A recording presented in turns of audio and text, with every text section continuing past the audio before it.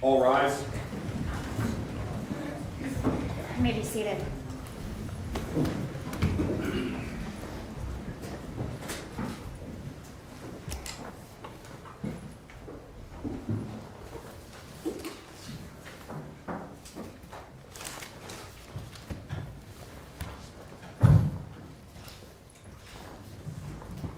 Right. Good afternoon. Good afternoon, Judge. So today is July 9th of 2025. We are here on case number 701663, the State of Ohio versus Gregory Moore. If the parties could please identify themselves for the court, starting with the state. Thank you, Judge. Your Honor, Assistant Prosecutor Kevin Filiatro, along with Samantha Soul, Lindsay Mussel with BCI, Tasha Porcioni also with us on behalf of the State of Ohio. Thank you. Thank you. Good afternoon, Your Honor. John Paul Ryan, Catherine Jackson for the defendant. Thank you very much. And I appreciate your patience. I understand that counsel's been in trial. We've had some scheduling that we've worked around. Is the state in compliance with Marcy's Law? We are, Judge. We do have members of Aliza Sherman's family here with us today, and we've been in discussion with them on the issue at hand today for as much as we've needed to be, absolutely. Okay, thank you.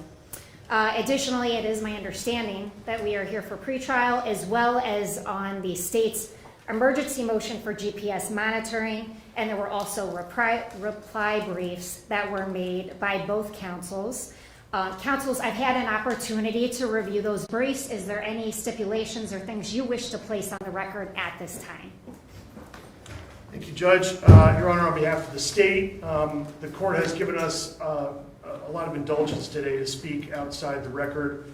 The parties have spoken, and I believe we've got an agreement where the defendant will be on GPS monitoring with inclusion-exclusion zones. We were not going to put those specific zones on the record today for the privacy of the people involved, but I believe we've got that agreement if the defense wants to speak on that. Thank you. That's an accurate statement. There is an agreement that GPS with inclusion and exclusion zones is agreed to and stipulated. There is agreement that there's certain towns that we agreed not to go to. However, there are major highways and arteries that go through those towns, and I think it's the agreement of the parties that those highways would be permitted for Mr. Moore to travel on, and we'll provide that information to the court. Okay, and as it's my understanding that information, due to the privacy issues, will be supplied to both the court and the probation department, and that's by agreement of the parties. Does that sound accurate? Correct. Yes, Your Honor. Okay. And since there is a stipulation on the by the bond conditions that has been presented by the parties, counsels, is there anybody else that wishes to be heard today on the issues of bond? If I could just have one moment, Judge? Sure.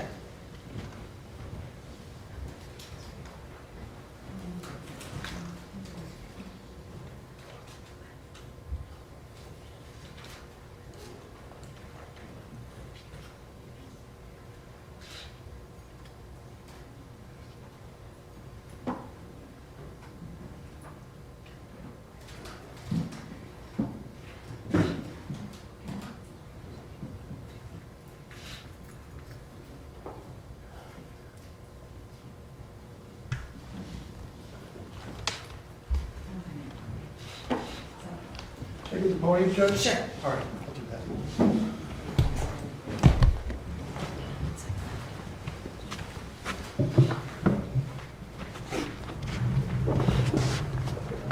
Here.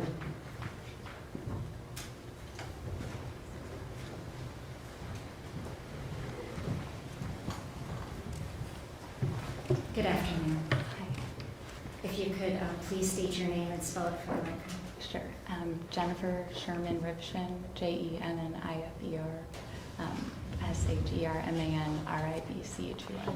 Thank you. Good afternoon, Your Honor. My name is Jennifer Sherman, and I'm here today as the daughter of Aliza Sherman, and on behalf of our family. Aliza was a woman whose life had immense value, and who was brutally taken from us in a crime that shattered our family and deeply impacted our entire community. Our mother cannot stand here today to speak for herself, not by her own choice. So we stand here for her. We are her physical voice. We are her vessel. And while she is no longer with us in body, her spirit remains powerfully present in this courtroom and in our pursuit for justice.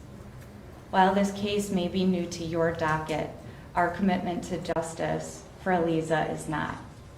For 4,491 days since March 24th, 2013, we have remained focused on two unchanging goals: to protect the public and to hold the person responsible for her murder accountable.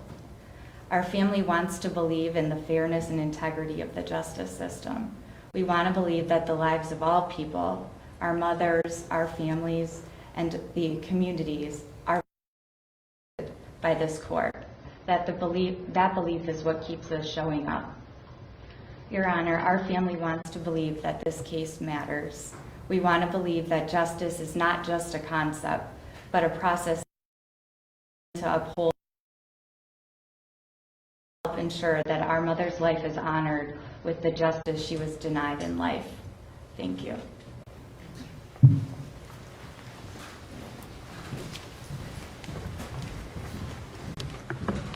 Want this back here, Judge?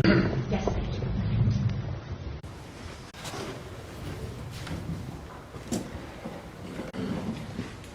And the court also notes for the record that this is the first time that this court has addressed the issues of bond or had the issues of bond before it. Counsels, is there anything else you wish to address since you are in stipulation and agreement? Sure. Actually, go ahead. Go ahead. All right. So, Judge, some things that may just want to be reiterated. This defendant still has a no contact order with Aliza Sherman's family, all living members of her family. And we also would encourage the court to mention, it was mentioned at arraignment, that he still cannot possess any firearms in his home and must not pick up any new charges, anything like that. And we appreciate the court's time. Thank you. Thank you. Counsel? Nothing further. Okay, thank you.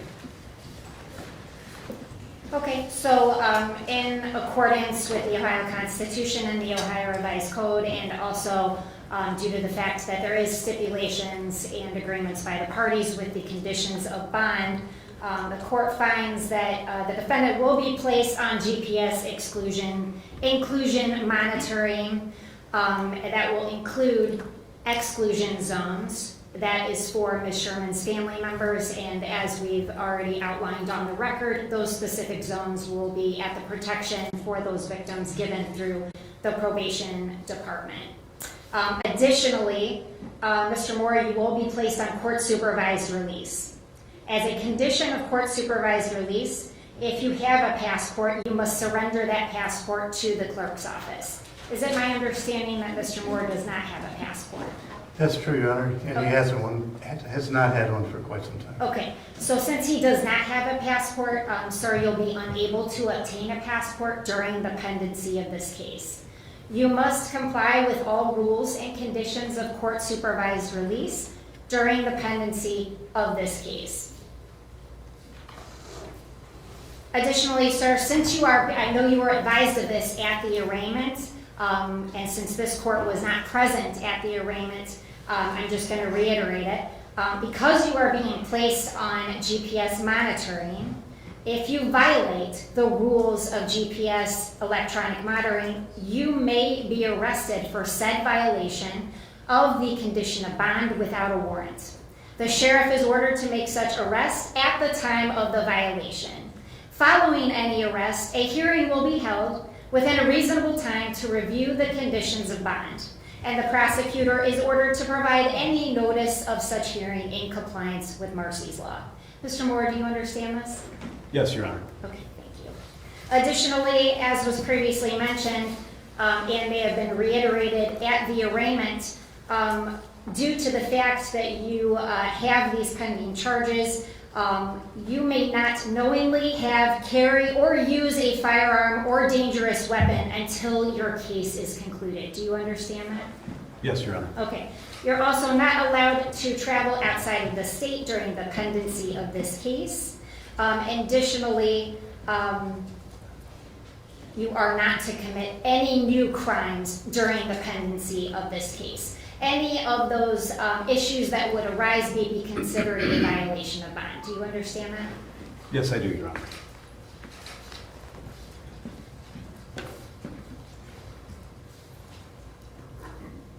The previous conditions of the no contact order are still continued. I will advise you of that.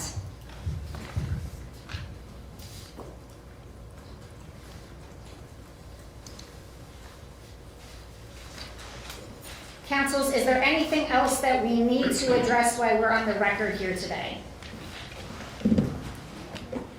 Not at this time from the state judge, thank you. No, Your Honor, thank you. Okay.